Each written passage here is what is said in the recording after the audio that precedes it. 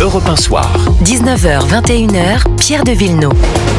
Avec les chroniqueurs du soir, bonsoir Georges Fenech. Bonsoir Pierre. Magistrat, député honoraire du Rhône, bonsoir Vincent Roy. Bonsoir Pierre. Journaliste et écrivain, deux invités ce soir, bonsoir Christian Saint-Etienne. Bonsoir. Économiste, analyste politique, professeur émérite à la chaire d'économie industrielle et au Conservatoire national des arts et métiers, auteur de Trump et nous aux éditions Odile Jacob, ça vient de paraître. Bonsoir Jean-Hugues Duménil. Bonsoir. Secrétaire général de la CPME. Écoutons François Bayrou qui a donc ce plan de 48 milliards 800 millions d'euros. Stop à la dette. Écoutons le Premier ministre. Le plan Stop à la dette. Il s'agit d'un plan pluriannuel de retour à l'équilibre de la dette sur 4 ans. C'est un plan réaliste et un objectif que nous affirmons atteignable. La promesse de ce plan, c'est d'arrêter l'augmentation de la dette en 4 ans. Et ce plan, deuxième principe, passe avant tout par la stabilisation et la baisse de la dépense publique. Troisième principe, tout le monde devra participer à l'effort. Quatrième principe, le travail et la compétitivité de nos entreprises doivent être autant que possible épargnés.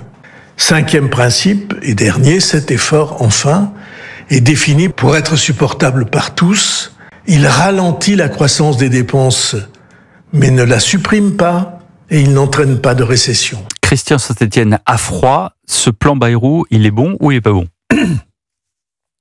En fait, c'est un programme, une programmation de moyen terme, mais en aucun cas une certitude.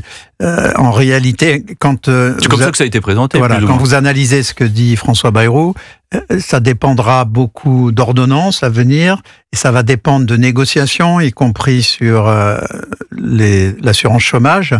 Donc le Premier ministre a donné une orientation crédible, mais dont la réalisation est en pointillé, et sachant qu'en plus il n'a pas de majorité politique pour le faire passer. Alors ça, politiquement, on a bien compris que dans la configuration actuelle, c'est compliqué. Il a probablement donné une clé quand il a fait la comparaison avec Mendes France.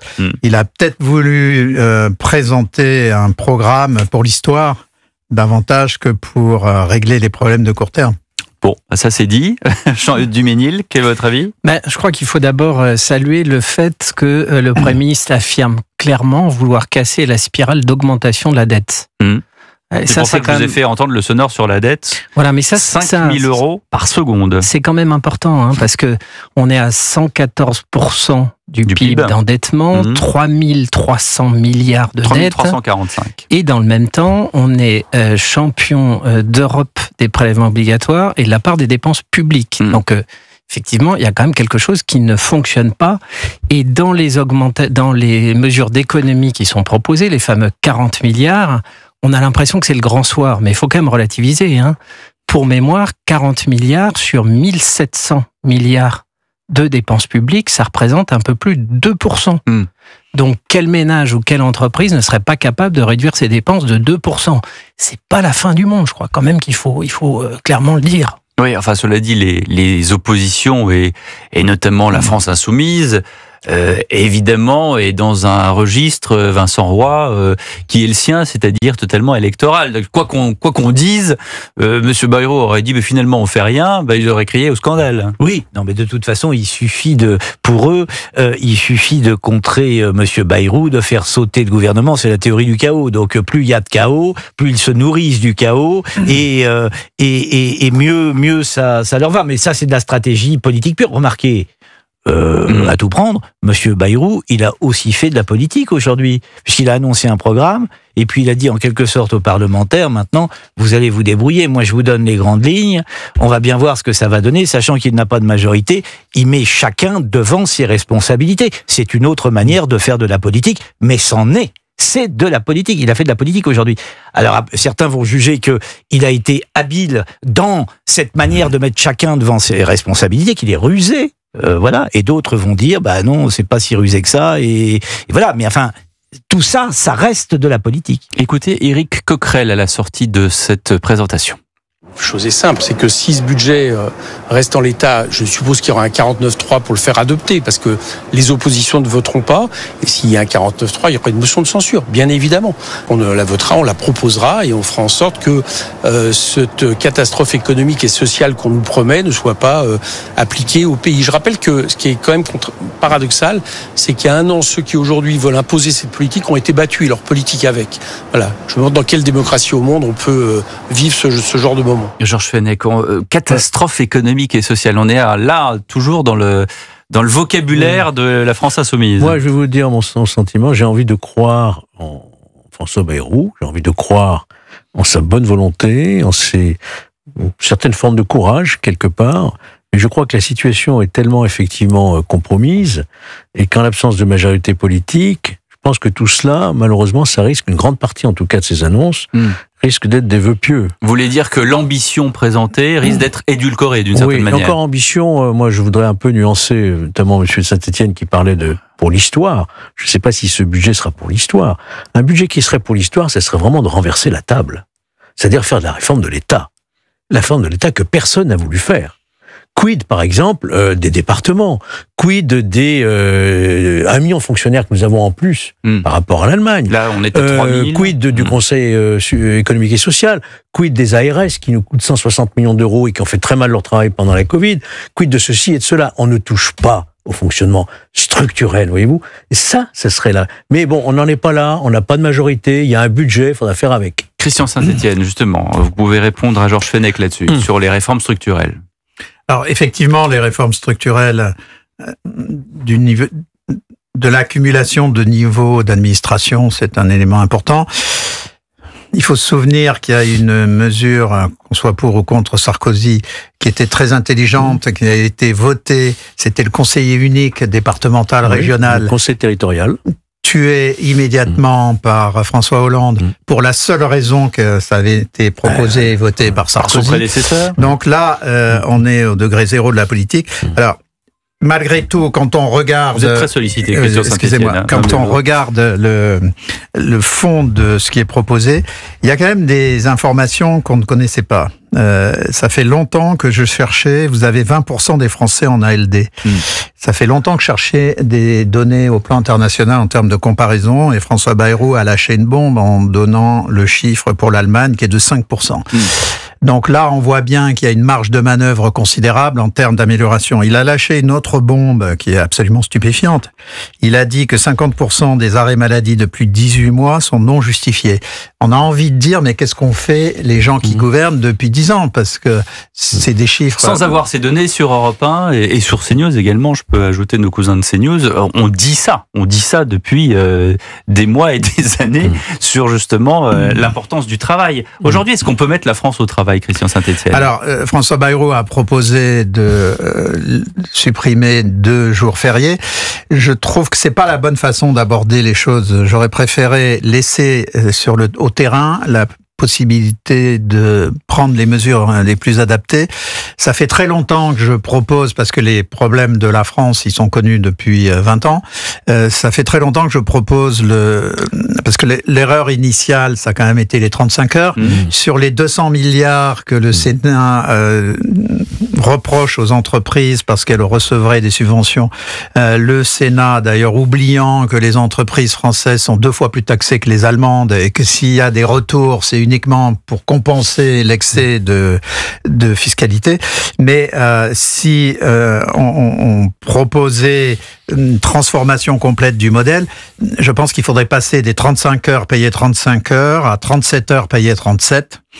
Et ce qui représente une augmentation de 5% du pouvoir d'achat, et qu'au passage, alors ça va faire hurler, mais c'est, je pense, in fine, on en est plus là, c'est de faire une augmentation de la CSG de 2% non, mais j'ai pas fini. Ouais. En contrepartie du vote d'une règle d'or constitutionnelle interdisant le déficit de la protection sociale, avec une commission qui se réunirait tous les trimestres et qui vérifierait qu'effectivement, fin mars, la commission se réunit en avril, fin mars, est-ce qu'on est dans la direction du respect du déficit zéro pour l'année? Et à ce moment-là, vous avez déjà des ajustements en cours d'année.